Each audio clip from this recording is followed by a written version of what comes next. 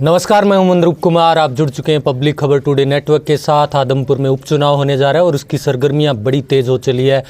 कांग्रेसी नेता जेपी जयप्रकाश यहां से उम्मीदवार है और लगातार एक प्रकार से मेहनत कर रहे हैं, डोर टू डोर संपर्क कर रहे हैं, जनसभाओं को संबोधित कर रहे हैं। सर, कितना कुछ माहौल बदला है? खासकर आज हम आदमपुर की इस साइड हैं जिसको माना जाता है कि एक प्रकार से ये कुलदीप का गढ़ माना जाता था। ऐसे में आपको क्या लग रहा है, अब क्या माहौल है? देखिए, कुलदीप का गढ़ ये कभी नहीं था, ये कांग्रेस पार्टी का गढ़ था। हाँ, ये कह सकते। चुनाव इन्होंने कांग्रेस पार्टी के नाम से लड़े। अगर कांग्रेस पार्टी यहाँ कमजोर होती तो ये क्यों बार बार कांग्रेस में आता? 3 बार तो खुद कुलदीप ही गिरगिट और कुलदीप में कोई फर्क थोड़ा दिखाई दे। तो ये गढ़ है कांग्रेस पार्टी का, और जहाँ बैठे हो ये भी गढ़ है कांग्रेस पार्टी का। किशनगढ़ और सदलपुर इस एरिया में क्या माहौल अब क्या बदल रहा है, लग रहा है आपको? देखिए, लोग कुलदीप सिंह की बेरुखी से बड़े परेशान थे और उसका रूखापन की वजह से आज लोगों ने मन बनाया कि कुलदीप सिंह ने जिस बात को लेकर के, जिस इश्यूज को लेकर के यहाँ से चुनाव जीत करके गए थे, उसको लोगों के स्वाभिमान को, लोगों की गैरत को भारतीय जनता पार्टी की गिरवी रख दिया। अब लोगों में गुस्सा है कि चाहिए तो ये था कि अगर कुलदीप सिंह ने पार्टी छोड़नी थी तो लोगों को ये तो बताना चाहिए था कि कारण क्या है। कारण केवल ये कह करके पार्टी छोड़ के चला गया कि चौधरी भूपेंद्र सिंह हुड्डा की रिकमेंडेशन से और सोनिया जी ने दलित समाज में पैदा हुए चौधरी उदयभान जी को पीसीसी प्रेसिडेंट बना दिया।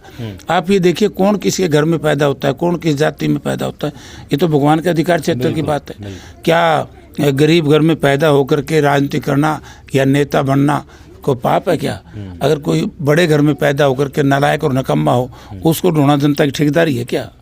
तो इसलिए लोगों ने मन बढ़ा लिया है कि ये परिवार दलित, क्या कुलदीप सिंह का परिवार संपूर्ण दलित विरोधी है, पिछड़ा विरोधी है और लोगों के विकास को पसंद नहीं करता है। तो इसलिए लोगों ने फैसला कर लिया कि कांग्रेस पार्टी के थे और कांग्रेस पार्टी के रहेंगे।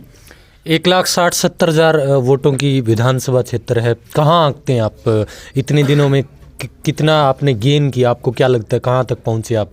क्योंकि 2009 के चुनाव में बिल्कुल आप करीब 6,000 वोटों से आ रहे थे, आपको 50,000 के आसपास वोट भी मिले थे। इस बार कहाँ तक पहुँचे हैं? देखिए, 2009 के चुनाव में लोगों ने मुझे चुनाव जितवा करके भेजा था, लेकिन हमारे ही मैं अब तो ये कहूँगा चुनाव है कि मेरा भाग्य ठीक नहीं था, भाग्य कमज़ोर था और मैं किसी को आरोपित नहीं करूँगा, मगर अब की बार मेरा भाग्य बड़ा उदय है, भाग्य में मजबूती है, तेज है।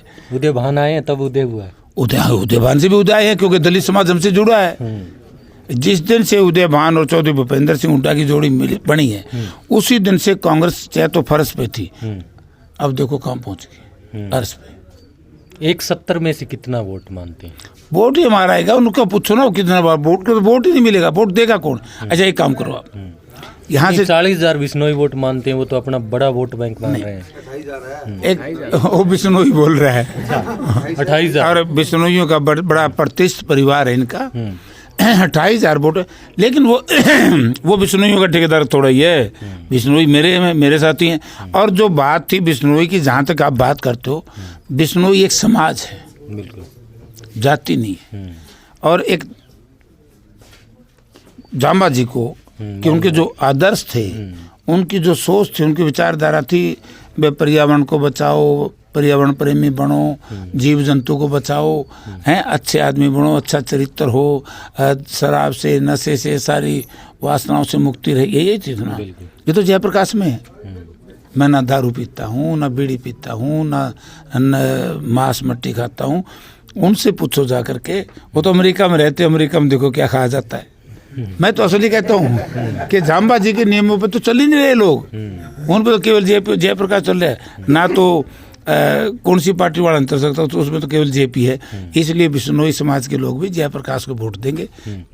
शुरू में आदमपुर में लग रहा था कि आम आदमी पार्टी ने बहुत से लोगों को यहाँ पर भेजा, लेकिन अब थोड़ा सा साइलेंट में चले गए और INLD भी कई बार हाथ का इशारा कर रही है। बहुत से नेता ऐसे देखे हमने। क्या कोई गठबंधन हो गया अंदरूनी, या क्या मामला लग रहा है? नहीं, देखिए, वो क्योंकि जो भाई इस चुनाव में चाहे INLD को वोट देगा, को लोगों को पता है वो जीतने के कंपटीशन में तो कहीं है ही नहीं। लोग भाजपा को हराना चाहते हैं, तो भाजपा को हराने के लिए वो साथी अपना वोट क्यों खराब करेंगे?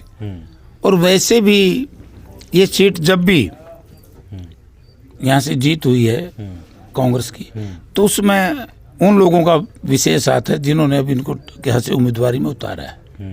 तो इसलिए लोगों को पता लग गया कि जो INL की सीट है ये फिक्सिंग की हुई सीट है। और इस बार आपके साथ कई बीजेपी के नेता, डूडी साहब कहें, खारिया जी कहें, बहुत से ऐसे लोग हैं जो साथ आ चुके हैं एकदम से, तो इसका कितना कोई असर मानते हैं आप? देखिए, आज भाजपा यहाँ बची नहीं। जिस दिन कुलदीप बिश्नोई ने बीजेपी को ज्वाइन किया उसी दिन डूडी साहब हैं, वो होगा सोमवीर है, अपना प्रदीप बेनीवाल है, हनुमान वर्मा है, अपना करण सिंह रनौलिया है, और बहुत से साथी, इनके मंडल अध्यक्ष तो 4-5 से वापिस आ लिए। मतलब सैकड़ों सैकड़ों कार्यकर्ता हमारे साथ आ गए। आप एक बात देखो ना, हमारी जीत क्यों निश्चित है? प्रजातंत्र में एक सिस्टम है, सत्ताधारी दल की तरफ तो लोग जा रहे हैं, वो तो एक अच्छा मानते हैं, चलो भाई राज है, राज में जाए। ये तो पहला मौका है जब सत्ताधारी दल को छोड़ करके मुख्य विपक्षी दल कांग्रेस में आ रहे हैं। आम आदमी पार्टी का सारा कैडर हमारे साथ आ गया, बीजेपी का सारा कैडर हमारे साथ आ गया। उन पर बचा क्या है? उन पर सारा ही कहते हैं ना कि पॉलिटिकल स्क्रैप, तो पॉलिटिकल स्क्रैप आए फिर हैं। और इस बार वैसे भी उपचुनाव में बीजेपी का ट्रैक रिकॉर्ड इतना अच्छा है नहीं। इलाहाबाद में भी हारे हैं, उधर क्या बोलते हैं, बड़ौदा में भी वहाँ पर हारे थे, तो आदमपुर में क्या पार पाएंगे? सवाल, ट्रैक रिकॉर्ड दोनों का अच्छा नहीं है। ना कुलदीप बिश्नोई का अच्छा है, क्योंकि कुलदीप बिश्नोई से अब दलित पूछ रहे हैं कि हम आपको वोट क्यों दें?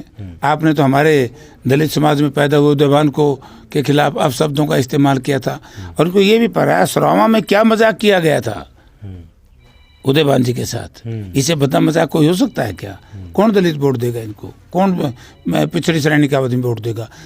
किसान इनके हैं खिलाफ। 730 किसानों की शहादत भारतीय जनता पार्टी ने ली है, तो आज भारतीय जनता पार्टी को कोई किसान वोट नहीं देगा। और मंडी में तो मैं अभी मंडी से आया हूँ, यहाँ की तो खुशहाली और बदहाली का फैसला आप अपने कैमरे से कर दिए, मैं इसमें कुछ नहीं बोलूँगा।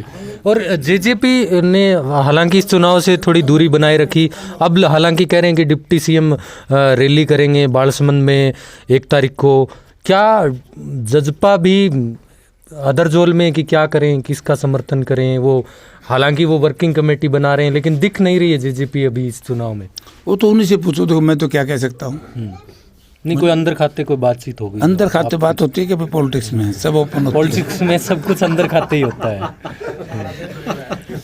वो उनकी अपनी सोच है, उनका अपना गठबंधन सरकार, उसमें कुछ नहीं कह सकता। चलिए, क्या मैसेज देना चाहेंगे? 3 तारीख को चुनाव है कार्यकर्ताओं को, और जिस प्रकार से आप मजबूती से लगे हुए हैं, और इस बार चर्चा भी चल रही है सत्ता के गलियारों में कि बदलाव हो सकता है, और क्या इस मौके पर आप मैसेज देना चाहेंगे? सकता है नहीं तो पीछे लिख दो, बदलाव होगा।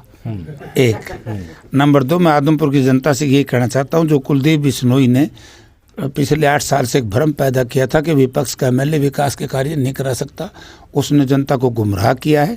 मैं भी विपक्ष का 5 साल एमएलए रहा था कलैत विधानसभा क्षेत्र से, और मैं इंडिपेंडेंट रहा था बिना किसी पार्टी के, और इंडिपेंडेंट रहते हुए, निर्दलीय रहते हुए मैंने सरकार का समर्थन नहीं किया था।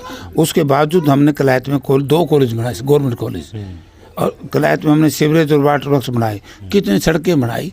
तो मैं ये कहना चाहता हूँ जनता को, अगर कुलदीप बिश्नोई की नीति और नीयत ठीक होती तो ये भी कर सकता था। अब जयप्रकाश, मुझे तो जज गई है कि 100% हमारी जीत होगी, तो मैं विपक्ष का विधायक होऊंगा। सबसे पहले जो आदमपुर शहर की बदहाली है, वहाँ लोग बढ़ नहीं सकते, तो सबसे पहले मैं उसको ठीक करूंगा। एक बहुत बड़ा काम है, हमारे बीड़, बबरान, ढंडूर के 5 गांव हैं जिनके पास आज भी मालिकाना हक नहीं है। जब मैं वहाँ मेंबर पार्लियामेंट था, सावित्री जिंदल जी मंत्री थी, तो उस वक्त हमने लाल डोरे के लिए केस तैयार करवाया था, लेकिन हम यहाँ से चले गए, सावित्री जिंदल चली गई, तो बीजेपी की सरकार आई। ये तो आप जानते हो कि साहूकार की सरकार है, गरीब की तो दुश्मन है, शत्रु है। तो इसलिए बीजेपी ने उनको नोटिस दे दिए, क्यों नहीं आपके मकान को गिरा दिया जाए। तो मैं सबसे पहले विधानसभा में मामला ये उठाऊंगा कि उनके मकान क्यों गिरा दिए जाए, नोटिस क्यों दिए, केवल वोट लेने के लिए। आप ये देखिए, मैं एमपी था, मेरी एमपी लैड मैंने वहाँ खर्च की, वहाँ पर हमने स्कूल बनाया, वहाँ पर हमने पक्की सड़कें बनाई, वहाँ पर हमने बिजली के सरकारी कनेक्शन दिए। तो सरकार की सारी सुख सुविधाएं जब वो ले रहे हैं तो डिसमेंटल कैसे कर देंगे? तो यानी कि ये तो सारा ही एक इस तरह के लोगों की सरकार है कि दबाना चाहती है लोगों को। मतलब ये सरकार खुद कटघरे में खड़ी है। आज गरीब आदमी, दलित आदमी सरकार से परेशान है, तो इसलिए वो सारे दलित लोग वहाँ वास करते हैं। और जयप्रकाश ने वहाँ पर 17 एकड़ में कॉलोनीज बसाई, किसी से एक पैसा नहीं लिया हमने सरकार की ज़मीन। एक ज़माना वो था कि भूपेंद्र सिंह हुड्डा चीफ मिनिस्टर थे, तो 17 एकड़ ज़मीन में झिड़ी के गरीब लोगों को हमने बसाया। और आज ये सरकार है जो हमने बसाई कॉलोनियाँ थी उनको गिराने के लिए नोटिस दे रही है। तो लोग ये फैसला करेंगे कि गरीबों को बसाने वाला पार्टी अच्छी है या गरीबों को उजाड़ने वाली पार्टी अच्छी है। एक सवाल और, कप्तान मीनू बेनीवाल पिछले 4-5 दिनों से यहाँ पर जिक्र चल रहा है। पहले एलनाबाद क्षेत्र में भी उन्होंने उपचुनाव से पहले जींद में भी वो चले गए थे, अब आदमपुर में वो पहुंच चुके हैं। क्या सिस्टम है कप्तान मीनू बेनीवाल, क्या कोई फर्क पड़ेगा? पहला तो कप्तान को नहीं, पहले तो कप्तान को नहीं। नंबर 2, वो ठीक है कि शायद मेरे हिसाब से तो जेजेपी के साथियों का कहीं उन्हीं के पास रहता था, ये अजय सिंह, अभय सिंह के साथ पार्टी में जरूर था ये। और ये पैसे बांटेगा, ये तो संविधान का उल्लंघन है।